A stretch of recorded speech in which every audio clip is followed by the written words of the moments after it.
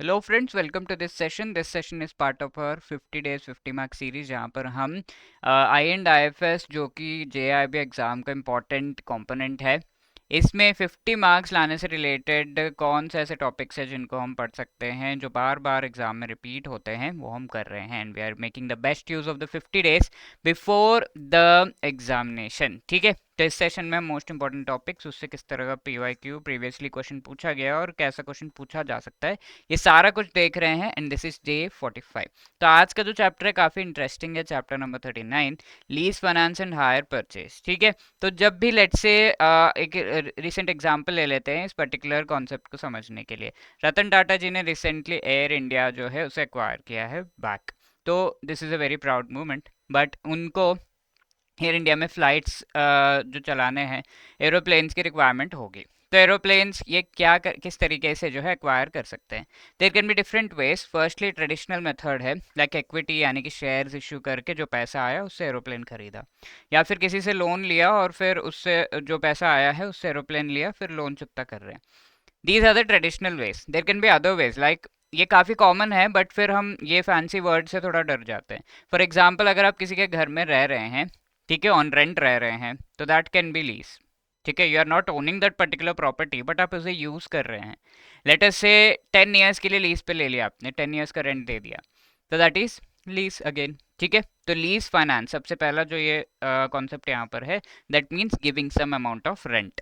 Higher purchase is also giving rent, but यहाँ last में क्या है, परचेज करके दिया हुआ है। तो जो भी पर्सन किसी एक एसेट को, कोई भी लेट्स से एरोप्लेन है उसे, कोई बिल्डिंग है, कोई कार है, या फिर कोई कंप्यूटर है, उसे रेंट पर ले रहे हैं, और फिर लीज फाइनेंस में मोस्टली होता है कि एट द एंड उसे वापस कर देना है, यूज किया 10 साल 15 साल 20 साल, and then return that particular asset. ठीक है, हायर परचेज में मोस्टली ये होता है कि इंपॉर्टेंट ऑप्शन रहता है कि आप उस पर्टिकुलर एसेट को बाय कर सकते हैं। ठीक है, this is the basic difference, और इन्हें नॉन ट्रेडिशनल मेथड्स कहा जा रहा है। यहाँ पर क्या है, रतन टाटा जी को किसी भी तरीके का लंबा चौड़ा जो है इक्विटी एक्वायर करने की जरूरत नहीं पड़ी, इन्हें कोई भी बोरोइंग करने की जरूरत नहीं पड़ी। तो this is very simple method for him to go ahead as far as this particular process is concern. ठीक है, अब लीजिंग की जब हम बात करें, क्या क्या डिस्कस किया हमने, पार्टीज कौन कौन है यहाँ पर। रतन टाटा जी को ये जो एरोप्लेन है वो लीज पे चाहिए, रेंट पे चाहिए, तो उनका नाम, उन्हें जो है हम लेसी कहेंगे। ठीक है, the person who is giving it, Boeing के ओनर है, लेट से एरोप्लेन दे रहे हैं कि हाँ आप रेंट पे ले लो थोड़े दिन जो है यूज करके, कुछ साल, and then you can return it back. ठीक है, तो that person is called the lessor. Lessor is nothing but the owner. ठीक है, दोनों राइम हो रहे हैं, देखिए ऐसे आप याद रख सकते हैं, लेसर मोस्टली ओनर होता है। अब इनके एक्सक्लूसिव राइट होते हैं कि हाँ जिस टाइम पर इन्हें ये रेंट पे दिया गया है, दैट पर्सन कैन यूज। किस तरह के राइट से, ओनरशिप मिलता है क्या, नहीं, आप जस्ट रेंट पे उसे यूज कर रहे हैं, लाइक घर में रेंट पे रह रहे हैं तो रेंट पे यूज कर रहे हैं, but you do not get the ownership of that particular flat. ठीक है, पोजेशन मिलता है, यस, इकोनॉमिक यूज, यस। जितना आप उस पर्टिकुलर फ्लैट में रह रहे हैं, ऐसा नहीं है कि आप कोई कमर्शियल बिजनेस नहीं कर सकते, तो परमिशन लेके आप कमर्शियल बिजनेस भी कर सकते हैं, उसका इकोनॉमिक यूज़ कर सकते हैं, यानी कि आप अपना पैसा कमाने के लिए उस पर्टिकुलर एसेट का यूसेज कर सकते हैं। ठीक है, तो that is the thing. Specified period के लिए लीज होता है, एंड लीज का थोड़ा बहुत रेंट दिया जाता है। What are the different assets जिस पर ये लीज किया जा सकता है, लैंड, बिल्डिंग, इक्विपमेंट, मशीनरी पे। इवॉल्व हुआ है काफ़ी सालों से, इंडिया में सबसे पहला जो लीजिंग कंपनी था 1973 में आया। Then different banks, ICICI, international finance corporation ने हेल्प किया हमें, जी कैपिटल नाम के इंटरनेशनल जो कंपनी है वो आया, and one committee, GS Dahotre committee के रिकमेंडेशंस के बेसिस पर लीजिंग जो है इंडिया में बहुत ज़्यादा फेमस हुआ। ठीक है, बहुत ज़्यादा इंपॉर्टेंस इसका आ गया as far as leasing is concern. No there are different kinds of leasing. सबसे पहला जो है उसे हम फाइनेंस लीज कह सकते हैं। पार्टीज यहाँ पर लेसर, लेसी, ये दोनों होंगे। तो फाइनेंस लीज में ओनरशिप मिलती है, अगेन ओनरशिप नहीं मिलती है। What is the main concept as far as finance lease is concern, तो इस लीज में आप ये देखेंगे कि आपको जो रेंट पेमेंट करना है, लेट अस से एक एरोप्लेन 1000 रुपीज़ का है, तो आपको रेंट जो पेमेंट करना है, लेट से 10 मंथ्स के लिए कर रहे हैं, तो you will be paying 100 rupees each month. तो उस एरोप्लेन का जो एसेट कॉस्ट है वो आप पे करते हैं।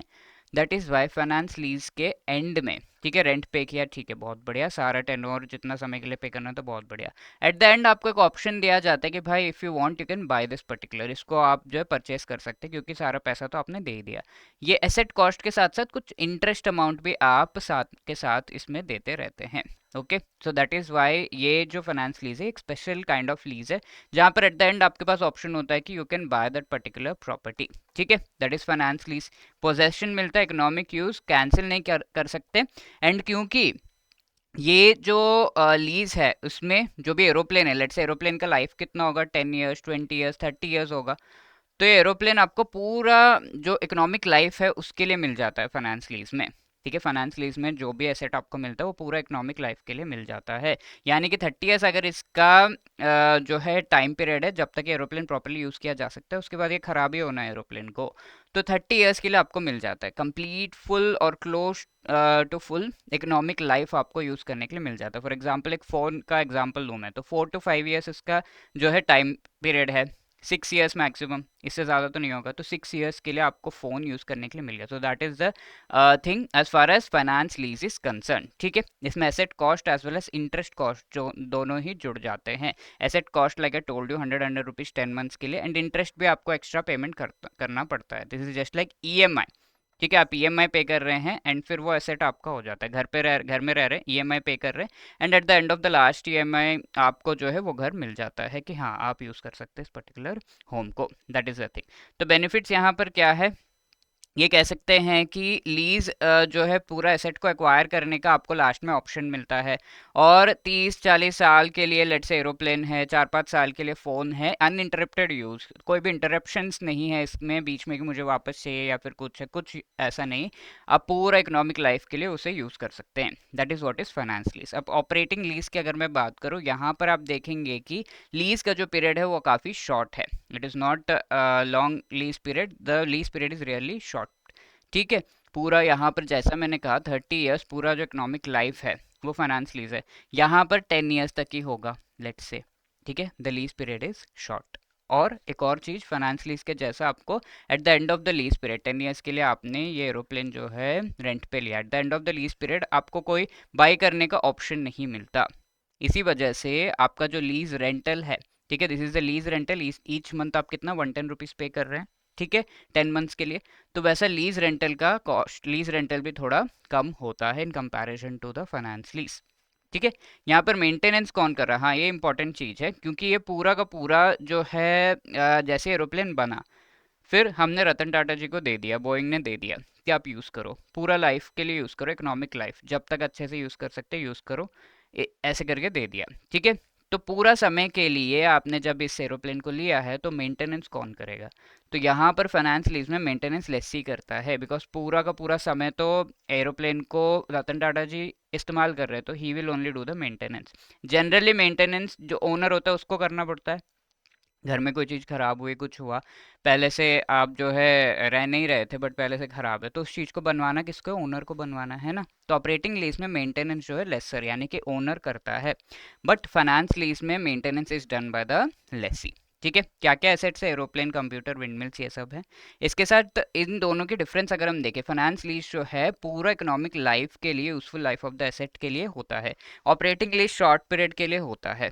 ठीक है, फाइनेंस लीज रिवोक नहीं कर सकते, बीच में इससे बाहर नहीं निकल सकते, बट ऑपरेटिंग लीज में से आप बीच में बाहर निकल सकते हैं। Operating lease can be temporary भी हो सकता है।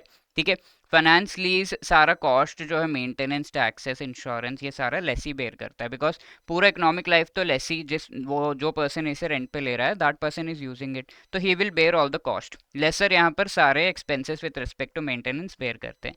ऑब्सोलेसेंस रिस्क यानी कि अगर कुछ खराबी आ गई, यहाँ पर लेट से इसमें कुछ खराबी आ गई, तो उसका रिस्क किसका है, क्योंकि आपने फाइनेंस लीज पे लिया, बीच में आप ये कैंसिल भी नहीं कर सकते, तो ऐसे में खराबी आ गई, लेट से 30 ईयर्स के लिए, बट 5 ईयर्स में ये पूरा खराब हो गया, इसको बनाया ही नहीं जा पा रहा है, तो ऐसे में दैट रिस्क, दैट पर्टिकुलर जो लॉस हो रहा है वो लेसी को ही होगा यहाँ पर। ठीक है, ऑब्सोलेसेंस रिस्क लेसी का है, बट यहाँ पर ऑपरेटिंग लीज में कुछ भी खराबी आ गई वापस कर दो। ठीक है, रिवोक किया जा सकता है, वापस दिया जा सकता है, तो लेसर का रिस्क होता है। अगर कुछ खराबी आ गई, 10 साल के लिए लीज पे लिया ऑपरेटिंग लीज, बट 1 साल में खराबी आ गई, तो return it to the owner.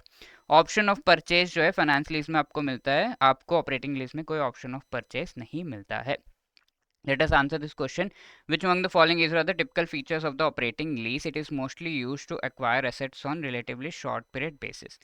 Yes, this is right. Lessor will recover the cost of the asset from multiple lessees. ठीक है, ये भी कई बार हो सकता है. They are typically for assets like computer and windmills. ठीक है, तो तीनों ही चीज़ें करेक्ट है. मल्टीपल लेसीज से कॉस्ट रिकवर होगा, यानी कि एक बार तो घर आपने किसी को रेंट पे दे दिया, फिर 10 महीने बाद किसी और को रेंट पे दे दिया. ठीक है, तो ऐसे मल्टीपल पीपल हैं जो रेंट पर इस घर को ले रहे हैं और उससे जो है उस एसेट का कॉस्ट जो ओनर है वो डिराइव कर रहा है. ओके, तो अब हम आगे देख रहे हैं कि डिफरेंट टाइप्स ऑफ लीज होते हैं, राइट. तो हमने दो तो देख लिए, finance and operating lease. Let us have a look at the rest of them. तो next one is a direct lease, जहां पर आप जो है किसी पर्टिकुलर पर्सन देने के लिए आप उसे बाय करते हैं. फॉर एग्जांपल, अगर बोइंग के ओनर जो रतन टाटा जी हैं उन्हें एरोप्लेन दे रहे हैं, तो एरोप्लेन पहले बाय करते हैं, खरीदते हैं, एंड देन उसे लीज पे देते हैं.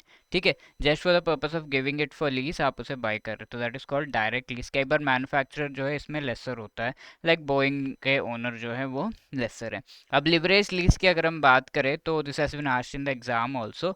ठीक है, तो ये जो लिवरेज लीज है, यहाँ पर आप बाय नहीं कर पा रहे बट लोन पर ले रहे हैं. ठीक है, एरोप्लेन लोन पर लिया, पहले लोन के लिए पैसे जो है लेंडर ने किसी ने दिए, लोन पर लिया, और लोन पर जो है पैसे लेकर एरोप्लेन खरीदा. तो ये एरोप्लेन अब इनको दिया जा रहा है to the particular person who wants it on lease. ठीक है, तो लोन पर जो इंटरेस्ट रेट है, लेट से 10% पे करना है, तो लीज रेंटल जो है इससे काफ़ी ज़्यादा होगा, 20% तक का जो है इंटरेस्ट अमाउंट प्रोवाइड करेगा. तो इन दोनों का डिफरेंस जो है, that will be the profit that the lessor is going to earn. So it is a leverage lease इसे कहा जाता है कि आपने लोन लिया एंड देन उसे लिवरेज करके आगे जो है उसके बेसिस पर you are giving the lease. ठीक है, next is sale and lease back, जहाँ पर बहुत ही चालाकी से जो है ये सेल एंड लीज बैक किया जाता है. लेटेस्ट से रतन टाटा जी के पास एक एरोप्लेन है जो वो यूज़ तो करना चाहते हैं, लेकिन थोड़े पैसे भी चाहिए इनको इन जो है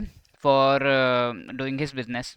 तो ऐसे में इस एरोप्लेन को बिना जो है किसी और को दिए, how he will be able to earn the money. ठीक है, अपने पास रख रहे हैं, अपना बिजनेस भी कर रहे हैं, but he wants to earn the money. तो कैसे वो कर सकते हैं? इन्होंने सबसे पहले तो ये एरोप्लेन ये बोइंग के ओनर को सेल कर दिया. ठीक है, सेल हो गया. ठीक है, अब सेल करने के बाद इन्होंने ये कहा, सेल करने के बाद इनको पैसे मिल गए, ही वांटेड सम मनी ना फॉर हिज बिजनेस, तो वो तो मिल गया. Sale plus he wants it to lease it back. ठीक है, तो ये कह रहे हैं कि वापस से ये जो एरोप्लेन जो सेल किया गया वो मुझे वापस से लीज में दे दो. ठीक है, तो ये बोइंग के ओनर वापस से लीज में दे देते, तो ये स्मॉल अमाउंट ऑफ रेंट पे करके एरोप्लेन को यूज भी कर रहे हैं and he is also getting the amount. ठीक है, एरोप्लेन का अमाउंट भी उन्हें मिल गया. तो this is very smart move, जहाँ पर let us say there is requirement of money, तो ऐसे में आप अपना एसेट सेल करके उसे वापस से लीज पर ले लेते हैं. ठीक है, तो इसमें आपको पैसे भी मिल जाता है, आप एसेट भी किसी को नहीं दे रहे और उसको यूज़ भी कर रहे हैं, उससे बेनिफिट भी कमा रहे हैं, and you do not have to take loan from anywhere. ठीक है, तो that is very wonderfully done, sale and lease back. ठीक है, नेक्स्ट अगर हम देखें पेमेंट के बेसिस पर हम ये क्लासिफिकेशन कर सकते हैं कि लीज के टाइप्स, लीज रेंटल्स के पेमेंट के बेसिस पर. क्लोज एंडेड क्या है? Asset gets transferred to the lessor at the end of the period. At the end of the period जैसे फाइनेंस लीज में होता है, वहाँ पर एक ऑप्शन आपको मिलता है कि हाँ, अगर आपने लीज रेंटल्स दिए हैं तो आपको एक ऑप्शन मिल रहा है कि you can by that particular asset. But यहाँ क्लोज एंडेड लीज में एसेट कंपल्सरीली ट्रांसफर हो जाता है टू द ओनर. ठीक है, जो भी एसेट है वो कंपल्सरीली ट्रांसफर हो जाता है to the particular lessor या owner, right, at the end of the payment period. This is just like EMI. आपने कार खरीदा, ईएमआई पेमेंट्स किया, एट द एंड आपने सही से पेमेंट कर दिया, तो आपको वो कार मिल जाएगी पक्का पक्का. That is for sure, option नहीं है, पक्का आपको मिल जाएगा. Open ended is purchasing related option आपको मिल रहा है. ठीक है, जैसे फाइनेंस लीज में आपको ऑप्शन मिल रहा है, वैसे ही ओपन एंडेड.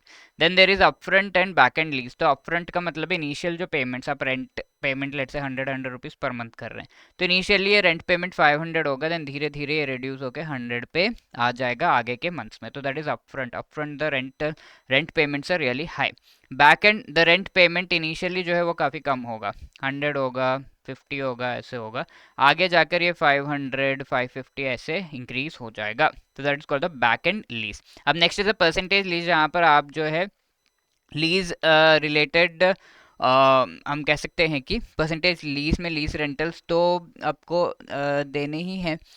साथ के साथ जो रतन टाटा जी हैं इन्होंने लीज रेंटल दिया बोइंग के ओनर को, साथ के साथ ये जो बिजनेस कर रहे हैं उसमें इन्हें कुछ प्रॉफिट हो रहा है, तो प्रॉफिट का थोड़ा परसेंटेज भी देना होता है। That is called participating in the profit, इसे हम परसेंटेज लीज कहते हैं। ठीक है।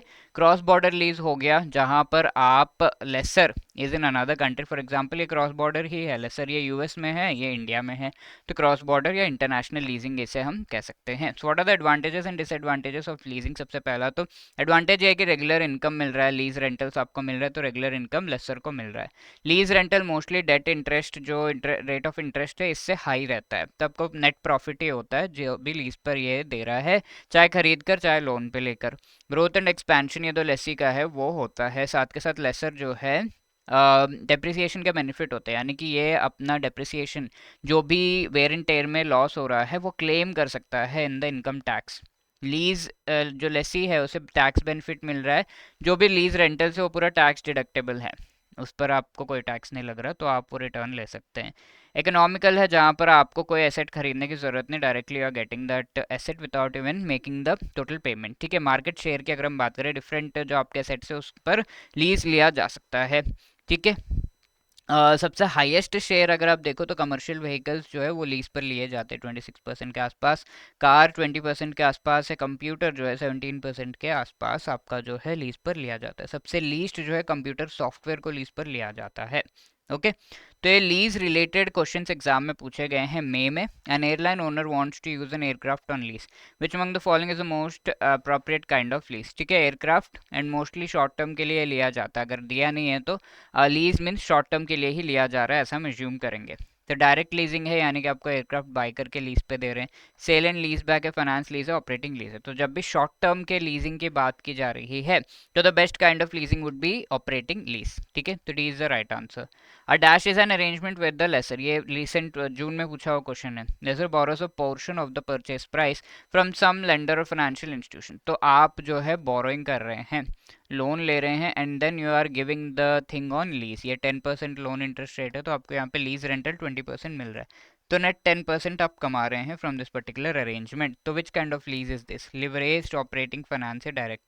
तो यहाँ पर वी नो कि this is a leveraged lease. Okay. तो option A is the right answer. Clear? अब लीज के वजह से आपके डेट इक्विटी रेशियो पर क्या इफेक्ट होता है, ये चीज भी एक क्वेश्चन एग्जाम में पूछा जाता है। What is date equity ratio? That means कितना लोन्स आपने लिया है, कितना आपके पास आपने शेयर्स इशू किए हैं वो। ठीक है। शेयर्स के थ्रू आपने पैसा लिया, इक्विटी कैपिटल। तो let us see one example here, balance sheet देखते हैं जहाँ पर इक्विटी कैपिटल जो है वो 100 रुपीज़ का है, डेट्स आपको जो है 100 रुपीज़ के पेमेंट करने होते हैं। तो ये दोनों चीज़ें अगर हम यहाँ पर देख लें, इन दोनों चीज़ों का अगर हम देखें, they are contributing in the capital of that particular company. ठीक है। डेट यानी कि लोन के थ्रू आपने लिया या बॉन्ड इशू करके। अब इक्विटी मीन्स आपने कुछ शेयर्स वगैरह इशू करके पैसे लिए हैं from the market, so that. ठीक है। फिक्स्ड एसेट, करंट एसेट, ये भी बैलेंस शीट में हमें देखने को मिल जाते हैं। फिक्स्ड एसेट क्या है? You are buying some house या फिर कोई property. Current asset is you are going to buy some temporary things. ठीक है। वर्किंग कैपिटल या फिर टेम्पररी पेमेंट आप किसी को दे रहे हैं, कुछ ऐसा, ये चीज़ है। अब there are two firms, let us compare and understand the effect of debt equity ratio here. Firm A ने जो है लोन लेकर ये एरोप्लेन खरीदा, फर्म बी ने लीज पर लिया है। ठीक है। जब लोन लिया गया है तो आपके डेट में आएगा। ठीक है। कैलकुलेट होगा, इजंट इट, डेट में ऐड हो जाएगा। तो 100 रुपीज़ लोन लेकर ये पर्टिकुलर थिंग लिया हुआ है, तो 100 रुपीज़ लोन लेने पे डेट में ये कैलकुलेट हो जाएगा 200, एंड टोटल कैपिटल जो आपने लिया 300 हो जाएगा। Isn't it? Date equity ratio initially कितना था?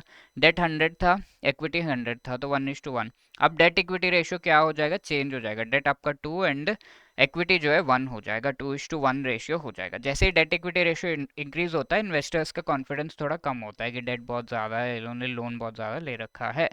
ओके। तो उनका कॉन्फिडेंस थोड़ा कम होता है, तो डेट इक्विटी रेशियो जितना कम रहेगा उतना अच्छा होता है। ठीक है। नॉर्मल रहेगा। अब फर्म बी ने लीज पर लिया हुआ है, अब लीज पर लेने पर you are only paying the rent.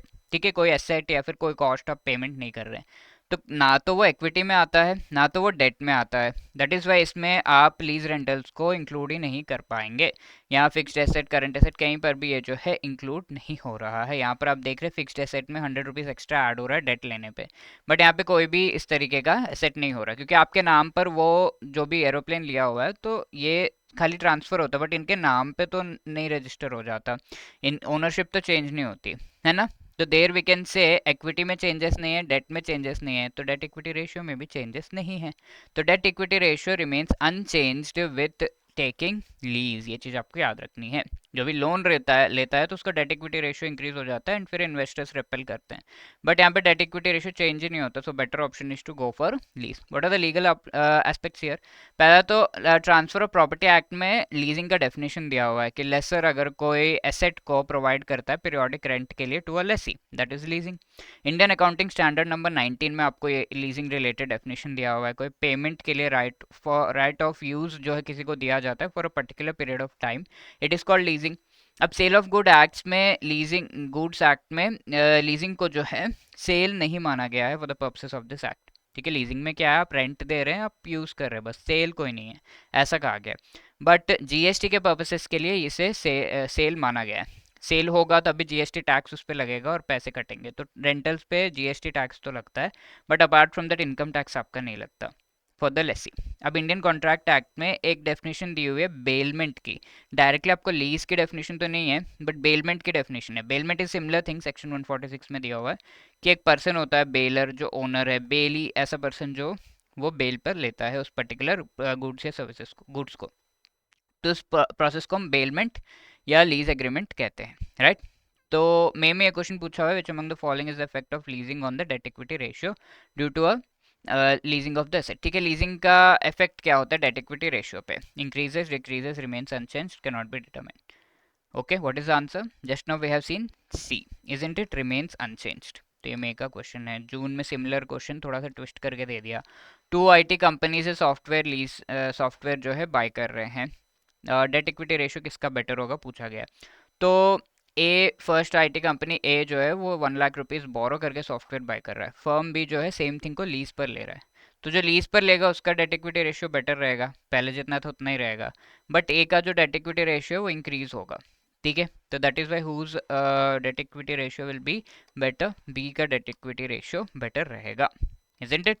That is the thing. Now regulatory aspects अगर हम देखें, यहाँ से क्वेश्चन खासा आया तो नहीं है, but a few facts you should be knowing कि बैंक जो है लीजिंग रिलेटेड एक्टिविटीज कर सकते हैं क्या? यस, आरबीआई ने परमिशन दी है। 2 वेज में कर सकते हैं बैंक्स, एक तो सब्सिडियरी फॉर्म करके, एक डिपार्टमेंटल एक्टिविटीज। तो सब्सिडियरी फॉर्म करने पे जो सब्सिडियरी है बैंक का वो सिर्फ लीजिंग एक्टिविटी करेगा, कोई और डायरेक्ट लेंडिंग, लीजिंग एक्टिविटी या किसी और लीजिंग कंपनी को जो है सपोर्ट करना, उसे लोन देना, ये सब नहीं। आरबीआई अप्रूव्ड एक्टिविटीज़ ही करने हैं, जो अप्रूव्ड नहीं है उनको नहीं करना है। तो ये तो काफ़ी जनरल स्टेटमेंट्स हमें इजीली याद रहेंगे। डिपार्टमेंटल एक्टिविटीज़ के लिए स्किल्ड पर्सन की रिक्वायरमेंट है, सेलेक्ट ब्रांचेस में ही हो पाएगा। 100% आपको जो है रिस्क वेट मेंटेन करना होगा। तो जितना आपने लीजिंग पर दे रखा है मनी लीजिंग के लिए, तो उतना अमाउंट आपको मेंटेन करना है as a risk weighted capital. 100% income recognition, asset classification, provisioning वगैरह जो है यहाँ पर होता है। डिफरेंट डिफरेंट जो है एसेट्स को क्लासीफाई किया जाता है, रिस्क वेट कितना है ईच एंड एवरी। लीज पर जो भी अमाउंट लोन देते हैं जनरली हम, तो लीज पर जो भी अमाउंट दिया हुआ है कि आप जो है ये मनी रखो और फिर लीज पर किसी एसेट को ले लो, तो वो मनी जो दिया गया है as a loan for that can be, वो जो है उस पर आपको एसेट क्लासिफिकेशन करना होगा, रिस्क वेट देखना पड़ेगा। ठीक है, कितना चांसेस है डिफॉल्ट का, उसके बेसिस पे रिस्क वेट होता है एंड क्लासीफाई करते हैं। अब एक्सपोजर लिमिट्स यहाँ पे दिए हुए हैं। अगर सिंगल बोरोवर इस तरीके से एक बैंक से लोन ले रहा है तो 15% जो भी बैंक का कैपिटल है वो आप दे सकते हो to this single borrower lease से रिलेटेड जो है लोन। ठीक है, अगर वो इंफ्रास्ट्रक्चर रिलेटेड है तो 5% एक्स्ट्रा, लाइक 20% तक आप दे सकते हैं लोन। अब एक बोरोवर का ग्रुप है तो 40% मैक्सिमम है, बट 50% तक total amount, like a bank जो है 100 रुपीज़ टोटल जो लोन है किसी को सबको दे रहा है। तो ये जो बैंक का कैपिटल है 100 रुपीज़ में से ये 15% तक एक ही पर्सन एक ही एंटिटी को दे सकता है लोन, या फिर 20% मैक्सिमम अगर वो इंफ्रास्ट्रक्चर भी इसमें इंक्लूडेड, इंफ्रास्ट्रक्चर रिलेटेड लीजिंग या प्रोजेक्ट्स भी इसमें इंक्लूडेड है 5% के। ठीक है, ग्रुप है तो 40-50 है ये, ठीक है, जिसमें 5% अगेन इंफ्रास्ट्रक्चर रिलेटेड होना चाहिए। और जो भी डेप्रिसिएशन रिलेटेड मनी की रिक्वायरमेंट है, कोई मेंटेनेंस रिलेटेड मनी की रिक्वायरमेंट है, that also bank provides as part of this leasing related finance, ठीक है। तो ये रेगुलेटरी एस्पेक्ट्स क्लियर है। Now hire purchase, same like leasing, आपको पार्टीज यहाँ पर हायर या हायर वेंडर होता है एंड हायरर या हायर परचेसर, ठीक है। यहाँ पर हायरर ओनर ये जो है मैचिंग है, बिकॉज एट द एंड ये जो हायरर है, जो पर्सन जिसने ये पर्टिकुलर प्रॉपर्टी ले रखी है, एसेट ले रखा है, उसे फाइनली एक ऑप्शन मिलता है that he can by that particular asset, ठीक है। एक्सक्लूसिव राइट मिलता है, ओनरशिप भी मिल जाता है, कंपलसरी नहीं है बट एक ऑप्शन है, तो बुक में ऑप्शन दिया हुआ है, we will go with that only, option है यहाँ पे, पोजेस कर सकते हैं उस पर्टिकुलर प्रॉपर्टी को, and there is economic use का जो राइट है वो भी आपको मिल रहा है यहाँ पर, ठीक है। आप इकोनॉमिक यूज उस पर्टिकुलर एसेट का कर सकते हैं, यानी कि पूरा उससे जो भी आपको प्रॉफिट कमाना है, यू कैन डू दैट, ठीक है। एरोप्लेन लिया एंड उसको बिजनेस में लगा दिया एयर इंडिया में, यू कैन डू दैट, ठीक है। यहाँ पर जो भी आपका इंस्टॉलमेंट्स है, पेमेंट्स है, क्योंकि हायर परचेज में होता क्या है, आप एक एरोप्लेन लेट से ले रहे हैं, अगेन सेम एग्जांपल 1000 रुपीज़ का, तो 10 मंथ्स में you are making the payment 1000 rupees का 100 ऐसे आप पेमेंट कर रहे हैं, एंड ईच मंथ 10 रुपीज़ का जो है इंटरेस्ट अमाउंट भी आप पे कर रहे हैं, तो this is the asset cost, ठीक है। ये कैपिटल एक्सपेंडिचर है आपका, बिकॉज ये एसेट का कॉस्ट है, और ये 10 rupees is the extra interest amount that you are paying, ठीक है। Interest amount is the revenue expenditure that you are doing, isn't it, इसमें कोई भी आपको एसेट क्रिएट नहीं हो रहा, बट यू हैव टू पे सम एक्स्ट्रा अमाउंट दैट। तो ये जो अमाउंट है ये कितने मंथ्स के लिए पे करना है, यहाँ पर मैक्सिमम 36 टू 48 मंथ्स का यहाँ पर इंस्टॉलमेंट्स दिया हुआ है दैट यू कैन टेक। और यहाँ पर एसेट को जो है वापस ले सकते हैं, अगर डिफ़ॉल्ट हो रहा है, किसी एक मंथ में पेमेंट नहीं किया तो एसेट वापस ले लो, दैट कैन बी डन। और इसमें इनिशियल कैश डाउन पेमेंट आपको 20 to 25% देना होता है, जस्ट लाइक ईएमआई, ठीक है। कार खरीद रहे हैं तो ईएमआई इनिशियली 20 to 25% दे दिया, एंड बाकी का 80-75% जो है आप पे कर सकते हैं इंस्टॉलमेंट्स में, दैट इज़ द थिंग। तो ये डाउन पेमेंट कैश में या फिर एफडी में पेमेंट कर सकते हैं। तो first hire purchase company India में कौन सा था, कमर्शियल क्रेडिट कॉरपोरेशन, और कंज्यूमर ड्यूरेबल्स और ऑटोमोबाइल्स में जो है 2 टाइप्स के आपके हायर परचेज रिलेटेड एक्टिविटीज जो है फ्लरिश करते हैं। लीगल एस्पेक्ट्स की अगर हम बात करें तो सेल ऑफ गुड एक्ट्स में, गुड्स एक्ट में आपका hire purchase is not a sale, but इसे बेलमेंट कहा गया इंडियन कॉन्ट्रैक्ट्स एक्ट में, ठीक है। It is a contract of bailment but not a contract of sale, ये चीज़ आपको याद रखना है, ठीक है। बिकॉज यहाँ पे रेंट पेमेंट हो रहा है, and it is not compulsory thing कि ये जो एसेट है वो दे दिया जाता है, देर इज़ एन ऑप्शन कि ये हायर परचेजर जो है, हायरर जो है, वो इस पर्टिकुलर एसेट को रख ले अपने पास, बट ये एक ऑप्शन ही है, नॉट कंपल्सन। हायर वेंडर जो है, जो भी एसेट यहाँ पर दे रहा है, लाइक ये एरोप्लेन, इस पर कोई भी पेंडिंग पेमेंट्स नहीं होने चाहिए, पेमेंट्स है तो अपने एंड पर होना चाहिए, इसको पे ना करना पड़े। जो हायरर है, हायर वेंडर है, he does not has to pay. Hire vendor अगर गुड्स आ गए, ये एरोप्लेन लेके बोइंग का ओनर टाटा जी के पास आ गया, तो ये कह रहा है कि मुझे नहीं लेना है, मैंने कब कहा आपको हायर परचेस का, मैंने कभी नहीं कहा। तो ऐसे नहीं मना कर सकता, आपने कॉन्ट्रैक्ट किया है और आप मना नहीं कर सकते, अगर कर रहे हो तो आपको उसके लिए जो है कोर्ट में घसीटा जा सकता है। प्रॉपर्टी का आप यूज़ जो है प्रॉपरली करिए, and at the end if you do not want that property you can redeliver it, वापस आप जो है दे सकते हैं to the same party from where the property has come. So hire purchase is dash, तो एक चीज़ तो हमें पता है कि it is a contract of bailment, जून 2024 में ये पूछा हुआ है, so B is the right answer. अब दोनों के बीच क्रूड डिफरेंसेस अगर हम देखें तो lease finance, hire purchase, lease finance transaction commercial arrangement है, इक्विपमेंट ओनर मैन्युफैक्चरर जो है राइट टू यूज़ प्रोवाइड करता है फॉर अ रेंट लीज में। अब हायर परचेज में यहाँ भी राइट टू यूज़ मिल रहा है, repayment of principal as well as interest with an option to purchase, at the end आपको परचेज करने का ऑप्शन मिलता है। यूज़र का ऑप्शन क्या है, जो भी लीज पर सामान ले रहा है उसको क्या ऑप्शन है, except the finance lease, no option is provided to purchase the goods, ठीक है। जनरली लीज फाइनेंस पे जो है आपको फाइनली कोई ऑप्शन नहीं मिलता, at the end you do not get any option to purchase the good, ठीक है। गुड परचेज करने के लिए कोई ऑप्शन नहीं मिल रहा है, ओनली फाइनेंस लीज में आपको मिलता है, बाकी लीज में नहीं मिलता। हायर परचेज में at the end you are getting, at the end of the last installment आपको उस पर्टिकुलर एसेट को खरीदने का ऑप्शन मिलता है, यू कैन बाई इट, ठीक है। पेमेंट क्या है, लीज रेंटल्स पूरा आपका रेवेन्यू एक्सपेंडिचर। यहाँ पर क्योंकि एसेट आपको खरीदने को नहीं मिल रहा है, एसेट कॉस्ट आप पे नहीं कर रहे हैं, तो एंटायरली रेवेन्यू एक्सपेंडिचर। यहाँ पर मैंने आपको बताया था हायर परचेज में asset cost plus interest payment है। एसेट कॉस्ट जो है ये आपका लाइक इंस्टॉलमेंट एसेट कॉस्ट जो है वो आपका कैपिटल एक्सपेंडिचर है, बिकॉज आप जो एसेट है, जो भी एरोप्लेन है उसका अमाउंट पे कर रहे हैं, जो भी इंस्टॉलमेंट्स है वो पे कर रहे हैं। अब इंटरेस्ट पेमेंट की हम बात करें तो this is the revenue expenditure, ठीक है।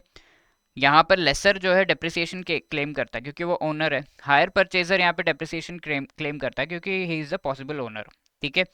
लीज एग्रीमेंट की अगर हम बात करें, टैक्स बेनिफिट्स जो लेसर है उसे डेप्रिसिएशन मिल रहा है, एंड सारे रेंटल मेंटेनेंस वगैरह जो है टैक्सेबल इनकम में से डिडक्ट कर सकते हैं लेसी के लिए। इसके साथ साथ हायर परचेजर जो है वो डेप्रिसिएशन, जो भी ओनर है वो डेप्रिसिएशन क्लेम करता है, साथ के साथ इंटरेस्ट पेमेंट वगैरह टैक्सेबल इनकम में से वो रिड्यूस करवा सकता है। ओके, तो these are the different things and this is a homework question hire purchase related, May में पूछा हुआ क्वेश्चन है। Pause the video and try to answer this, ठीक है।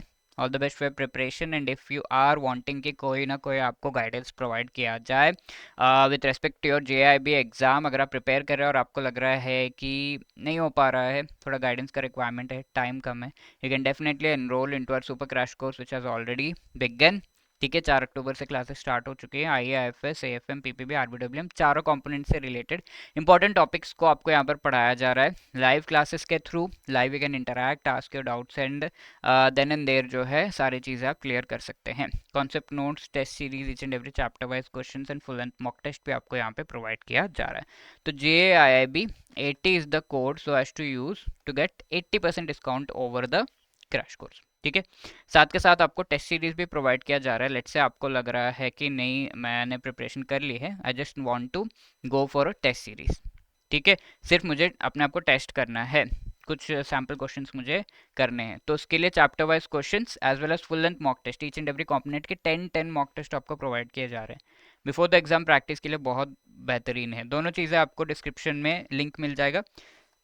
टेस्ट सीरीज के लिए टेस्ट 80 ये कोड अगर आप यूज कर रहे हैं then you will be getting 80% discount. Okay, all the best for preparation. 8146207241 हमारा नंबर है। hello@edutap.co.in पर भी आपकी कोई क्वेरी है तो you can definitely drop in. All the best, keep your confidence high, prepare well, thank you.